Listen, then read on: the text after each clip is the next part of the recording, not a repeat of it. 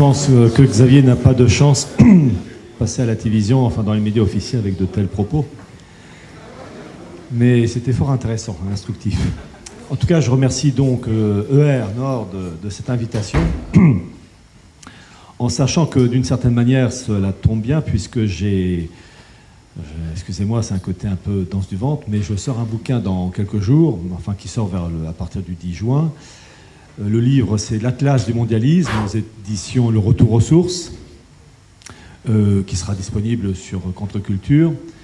Et c'est un livre qui va peser lourd d'une certaine manière, parce que je crois qu'il se rapproche, des 2 kilos, si ce n'est pas 1,7 kg, 1,8 kg, parce qu'il y a à peu près 300 pages, je crois que c'est en papier glacé, donc déjà ça pèse ça alourdit le livre, avec une couverture cartonnée, et il y a 7 chapitres de cartes et 7 chapitres de texte. Et dans ce livre, Atlas du mondialisme, je peux dire que c'est la première fois qu'un ouvrage de ce style est fait, car ce n'est pas l'Atlas de la mondialisation, qui est un phénomène naturel qui existe depuis, en gros, les Cro-Magnons, enfin depuis en tout cas que toute activité humaine existe, échange de biens matériels, financiers, simplement qui se développe avec le développement technique. C'est l'Atlas du mondialisme où j'ai voulu véritablement cerner la tournure d'esprit de ceux qui jouent un rôle important, même capital, dans les strates élevées de la société française, allemande, anglo-saxonne, sur des siècles, et de voir ensuite les répercussions politiques et religieuses, parce que ça va ensemble.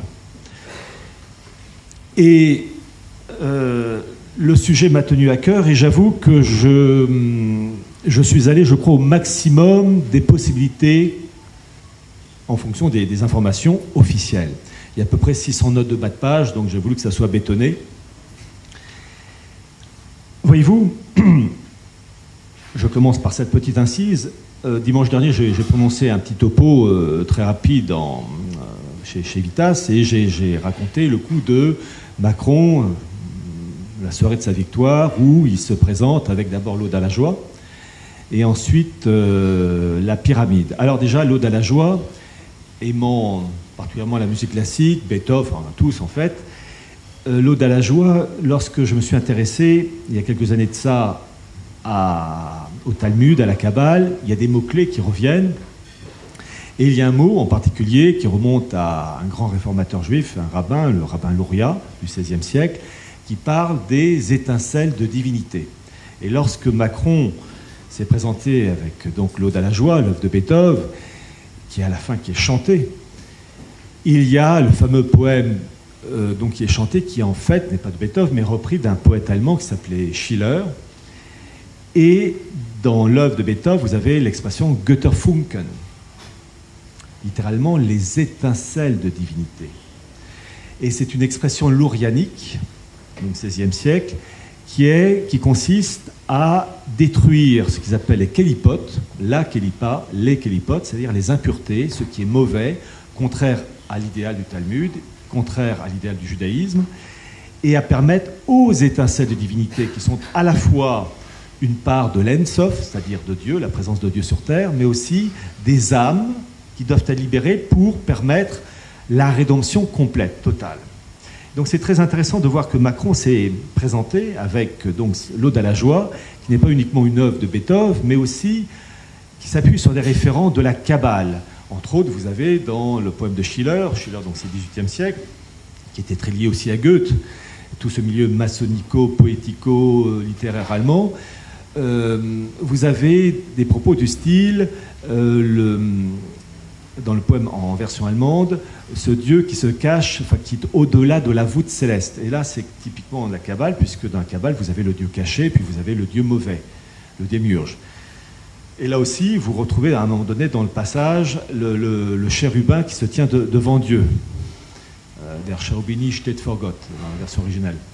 Et c'est typiquement le nom qu'avait Lucifer avant sa chute. Donc c'est très intéressant de voir que Macron a utilisé cette œuvre de Beethoven, l'Ode à la joie, donc choisie à l'origine comme hymne européen, C'est la marque de fabrique. Au même titre, vous avez le Parlement européen, qui est la tour de Babel, tronquée. Évidemment, il y a des raisons. Et après, ça va de soi, le coup de la pyramide, mais ces trucs, là, tout le monde a pigé. Mais l'Aude à la joie, je pense que personne n'a pigé, n'a compris que c'était l'hymne européen. En fait, hymne européen inspiré d'un poème de Schiller, qui lui-même s'inspirait de principes de la Kabbale. Et donc, ce bouquin a consisté à voir, dans 7 chapitres, la construction européenne avec l'aspect ethnique, l'aspect avec les conséquences politiques et économiques, les fonds structurels, la coopération transfrontalière, avoir aussi un très gros morceau du mondialisme qui est le monde américain. Et ce qu'on ne sait pas, c'est que le monde américain, lui aussi, doit s'intégrer à cette gouvernance mondiale. Le monde américain est actuellement subdivisé en 50 États, Texas, Arizona, etc. Mais il faut savoir que ce monde américain, dès les années 30, les technocrates de l'époque, profitant de la crise de 29, dans le cadre du New Deal de Roosevelt, ont mis en place des structures pour fractionner le territoire américain. Alors, au début, c'était en 12 blocs. Puis en 1935, il y a une autre carte. Vraiment, il y a des cartes inédites qui se trouvent dans ce livre, où le territoire américain est subdivisé en 9 blocs, au lieu des 48 États de l'époque, parce que l'Alaska et les îles Hawaï ont été rajoutés après la Seconde Guerre mondiale. Et puis, vous avez eu des subdivisions, et vous avez en particulier le président Nixon, qui a joué un très grand rôle dans la mise en place d'une subdivision de l'État américain pour l'intégrer dans une gouvernance mondiale en préparation. C'est entre autres l'Executive Order 11647, qui subdivise les États-Unis en 10 États fédérés. Et ce modèle a été repris pour ce fameux institut américain qui s'appelle la FEMA, dont l'objectif est de gérer toutes les crises. Et donc c'est très intéressant de voir qu'il y a une structure politique, administrative qui a été mise en place aux États-Unis pour fracasser les États-Unis, l'État américain, en vue de l'intégrer à une gouvernance mondiale. Et pour le moment, Trump a conservé exactement l'organisation et le projet.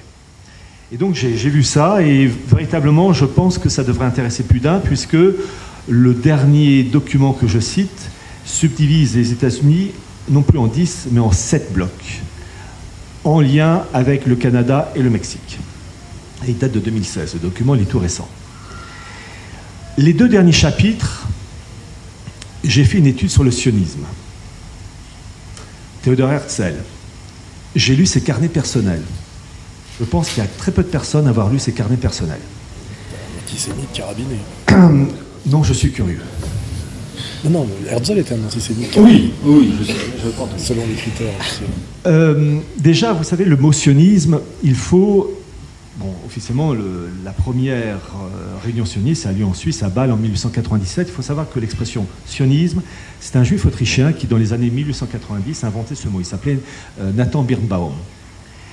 Et ce chapitre 6 est lié au chapitre 7, qui est, et ça c'est le travail qui m'a fait transpirer le plus, où j'ai décidé, je crois que c'est la première fois que ça a été fait, de faire une étude complète de qu'est-ce que le judaïsme avant le Christ et le nouveau judaïsme à partir de l'an 100, pour donner un chiffron, avec tout ce qui est Talmud, Mishnah, Gemara, l'influence de la gnose, et d'expliquer, avec les 6 époques de la Kabbale, toute l'évolution jusqu'à aujourd'hui, en lien avec les grands événements politiques et religieux.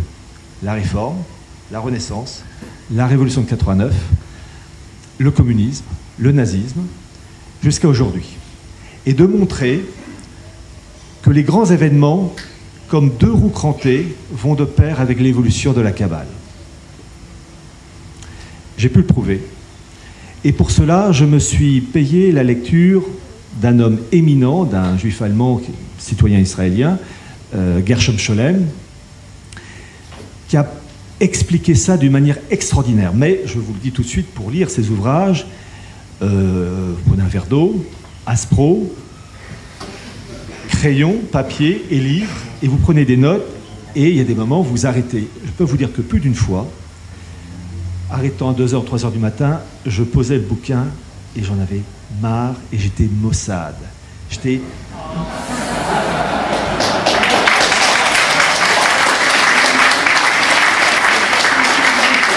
Au moment où je prononçais le mot, je me dis merde.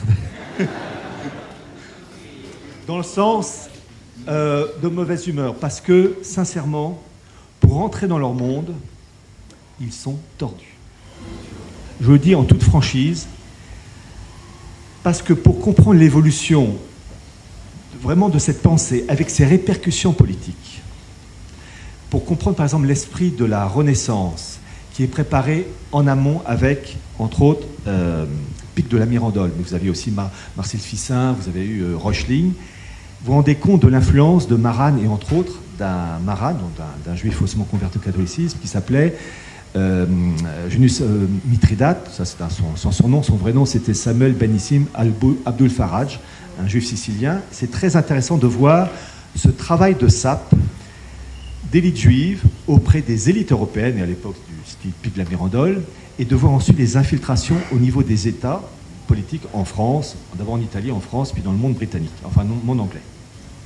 C'est très intéressant de voir cette infiltration, cette bascule, qui annonce ensuite des réformes profondes avec la fameuse réforme lourianique du XVIe siècle et l'étude de deux grandes hérésies juives absolument capitales à comprendre, celle du XVIIe siècle avec Sabbatai Tzvi et l'autre au XVIIIe avec Jacob Frank. Je peux vous dire que j'ai eu la chance d'avoir, en particulier pour Jacob Frank, des informations de première main qui n'ont jamais été publiées. J'ai eu la chance d'avoir ces informations avant qu'elles ne soient publiées maintenant, puisqu'il y a l'ouvrage en question. C'est un ouvrage, et je fais de la publicité, ne serait-ce que pour remercier la personne qui m'a fait confiance, que je ne connais pas, mais qui m'a fourni ces documents. C'est l'ouvrage d'un juif polonais qui s'appelait Alexandre Krauss-Haar, 1843-1931, qui est un avocat, un journaliste, et qui a fait l'étude extraordinaire sur cette hérésie juive du XVIIIe siècle, qui est celle de Jacob Frank, et de ses répercussions au niveau de l'État autrichien, quand je dis l'État autrichien, l'empereur, et de la famille du tsar. Ouvrage extraordinaire qui vient d'être traduit en français aux éditions HAD, H-A-D-E-S, c'est pas Hades, je crois que ça se prononce HAD.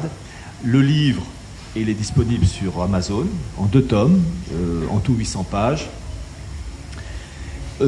Alexandre Krauss-Haar a eu les pièces d'archives de l'époque. Et je trouve chose très intéressante, ayant lu quasiment tous les livres de Gershom Scholem parle d'Alexandre Krauss-Haar comme la référence absolue concernant Jacob Frank et des répercussions immenses, je dis bien immenses, entre autres sur le sionisme, sur notre monde. Et lorsque j'ai eu ces documents avant leur parution officielle, je me disais, Gershom Scholem a dû, le piller avant l'heure. Et je me suis rendu compte que Gershom Scholem s'est bien gardé de citer certaines choses inédites des livres, enfin des 2 tomes Krauss-Haar, entre autres sur les sources de financement de la famille Jacob Frank. Et parmi les sources de financement, il y avait la famille Rothschild. Gershom Scholem dit, en particulier en parlant des travaux de Krauss-Haar, qui donc s'appuyaient sur les archives de l'époque, que ce sont des archives extraordinaires qui n'existent plus parce qu'elles ont été détruites par les bombardements de la Seconde Guerre mondiale. Mais les travaux de Krauss-Haar m'ont permis d'aller plus loin. Il m'a été possible, grâce à un nom que Krauss-Haar cite, de faire une découverte, j'avoue, absolument extraordinaire sur le rôle de la famille Frank, donc fin 18e, début 19e siècle. Alors, il y a Jacob Frank et sa fille Ève, de son vrai nom Rachel, à l'origine. Une découverte extraordinaire sur les sources de financement en lien avec la famille impériale autrichienne, la famille impériale russe, Napoléon, le roi de Prusse, et, entre autres, sur le rôle éminemment important du petit cousin de Jacob Frank, À l'époque, il s'appelait son premier nom Moses de Bruschka. Ensuite, il a changé de nom en Franz Thomas von Schoenfeld. Ensuite, il a pris un nom plus ou moins latinisé, Junius Frey. Et il a joué un rôle très important dans la Révolution française. Il m'a été possible, grâce aux informations extrêmement précises de Krauss-Haar, d'aller encore plus loin dans la découverte de certaines informations. Le livre de Krauss-Haar est sorti à l'origine en 1895. Et d'ailleurs, il m'a été possible, pour mon livre Atlas du mondialisme, de présenter, entre autres, le tome 2, la couverture du tome 2 de 1895, l'original. Comme ça, indirectement, pour montrer aux lecteurs hésitants que la source, je l'ai. Je ne vais pas plus loin, mais je peux vous dire que c'est absolument capital, car ça a déterminé tout le 19e siècle, tout le 20e siècle, entre autres, en particulier avec le Consistoire de Paris, qui va jouer un très grand rôle, puisqu'on y trouve pas mal de Rothschild en plus, et en lien avec le sionisme. Alors, quand on parle du sionisme et de Theodor Herzl, il faut savoir que celui qui lance véritablement le sionisme, ce n'est pas Theodor Herzl, c'est même pas un Rothschild, qui s'appelait Edmond Rothschild, qui déjà possédait des territoires en Palestine. C'est un rabbin qui, je vais vous donner la date, en 1836, a impulsé l'idée de colonisation juive en Palestine, en rédigeant une lettre où il propose tout le programme de migration juive en Palestine et créer un État juif. Et la lettre était adressée à qui ? 1836, à la famille Rothschild de Berlin. J'ai mis toutes les preuves, toutes les références. Je pensais bien que pour ce genre d'informations, et ce qu'il faut bien comprendre, c'est que vous avez eu, dès le départ, une bagarre à mort entre juifs. Voyez-vous, c'est ça qui m'a frappé en lisant les livres de Gershom Scholem. C'est que, je vais être extrêmement synthétique et volontairement court, mais profitez d'avoir le livre quand il sortira, Contre-culture, voire même n'hésitez pas à aller sur le site Retour aux sources, il est en prévente. Ce qui m'a toujours frappé, en fait, il y a un nouveau judaïsme qui s'est créé vers l'an 100. Et celui qui lance la création de ce nouveau judaïsme, c'est un rabbin, le rabbin Akiba, et qui va soutenir la révolte d'un juif qui s'appelait Shimon Bar Kokhba, qui va se révolter donc contre l'occupation romaine, et il va, Shimon Bar Kokhba, lui et ses hommes, ils vont nitrater, anéantir toute une légion romaine. Et l'empereur romain de l'époque, l'empereur Hadrien, va mobiliser entre un tiers et la moitié de l'armée romaine pour avoir sa peau. Et Shimon Bar Kokhba et ses hommes vont se retrancher dans la forteresse le nom est bien connu peut-être pour certains, la forteresse du Bétar. On est en 135 après Jésus-Christ. Et c'est très intéressant d'étudier cette époque. Pourquoi ? Parce que ce Shimon Bar Kokhba, petite remarque, l'État d'Israël en a fait un timbre en 1961. Ce Shimon Bar Kokhba se présentait comme le Messie. Il voulait la reconstruction du temple, qui avait été détruit en 70 après Jésus-Christ par les troupes de Titus, et il était soutenu par certains rabbins, entre autres le rabbin Akiba. Et ce que montre Gershom Scholem, c'est que vous avez deux factions au sein du monde juif. Je dis l'ensemble pour faire un chiffre rond, jusqu'à aujourd'hui, enfin le monde sioniste de Theodor Herzl, où vous avez deux factions qui s'opposent, et en fonction des siècles, vous avez une faction qui s'impose à l'autre. Vous avez une faction, et c'était le cas de Shimon Bar Kokhba, qui dit qu'il faut forcer la main à Dieu pour créer l'État d'Israël et, à son époque, foutre à la porte les Romains et reconstruire le temple. Et vous avez l'autre faction juive qui dit on n'a pas à faire une clé au bras à Dieu, les choses doivent se faire elles-mêmes, c'est Dieu lui-même qui permettra la remise à l'honneur de l'État d'Israël et la gloire d'Israël. Et ces deux factions-là s'opposent au cours des siècles. Et le monde sioniste, et Theodor Herzl en est la figure de proue, c'est la faction, j'allais dire, à la Shimon Bar Kokhba, qui veut forcer le trait et qui veut forcer vraiment Dieu à agir pour permettre la création de l'État d'Israël. Et c'est si vrai que lorsqu'on parle du sionisme et de la première réunion sioniste en Suisse à Bâle en 1897, ce qu'on ne sait pas, c'est qu'à l'origine, le premier congrès sioniste aurait dû avoir lieu, non pas à Bâle, mais en Allemagne, à Munich. Et la chose ne s'est pas faite. Pourquoi? Parce que les rabbins de Munich, qui appartenaient à l'autre faction, c'est-à-dire celle qui dit on ne doit pas forcer Dieu, s'est opposé mais violemment à l'autre faction représentée par Theodor Herzl pour empêcher cette réunion sioniste de Munich. Donc, de guerre-là, se sont rabattus à Bâle. Donc c'est très intéressant de voir, et c'était la raison de cette étude, d'expliquer toute cette évolution entre donc la première tentative avec Shimon Bar Kokhba jusqu'à aujourd'hui. Et j'ai pu apporter, j'en parlais tout à l'heure avec quelques personnes, des preuves. Alors je pense que l'information n'a jamais été divulguée. Si la chose a été faite, du moins en langue française, si la chose a été faite, à mon avis, elle a dû se faire vraiment de manière très très faible.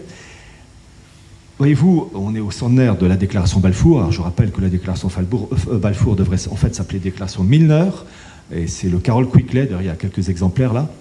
C'est Carroll Quigley qui a expliqué que le véritable auteur de la déclaration Balfour, c'est Alfred Milner, qui était le bras droit de Cecil Rhodes.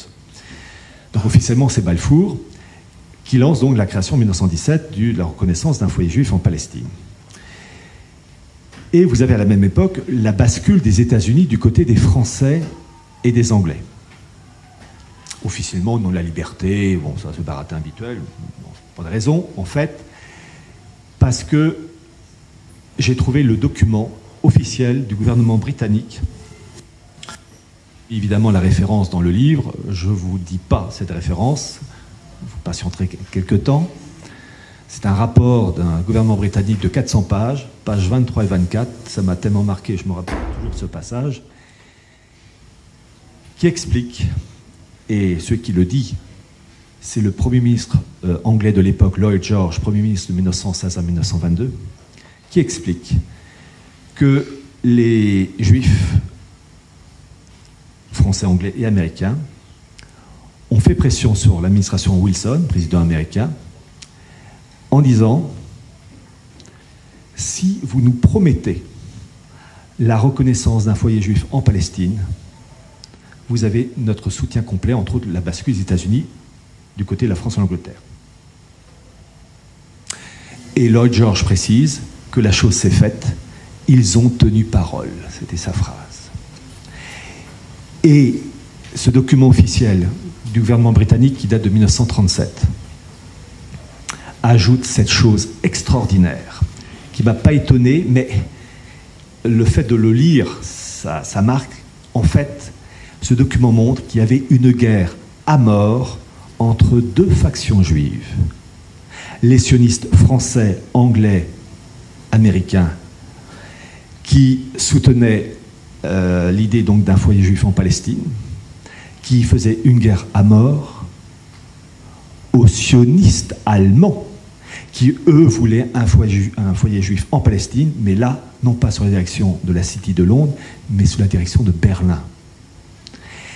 Et ce que j'ai pu montrer, c'est qu'avant la guerre de 14, la fameuse ligne ferroviaire du Bagdad-Ban, qui partait de Hambourg et qui devait aller jusqu'à traverser donc l'Empire allemand, l'Autriche-Hongrie, les Balkans, et l'Empire ottoman jusqu'au Koweït, avait pour objectif de diriger, de mettre en place un bloc économique sous la direction de Berlin, de préparer le contrôle de la production et de l'acheminement du pétrole de la région de la Mésopotamie, Kirkouk, enfin l'actuel Irak, en sachant qu'à l'époque, avant la guerre de 14, il n'y avait aucun gisement exploité. Ils ne seront exploités qu'au lendemain de la Première Guerre mondiale, mais c'était un travail de très longue haleine.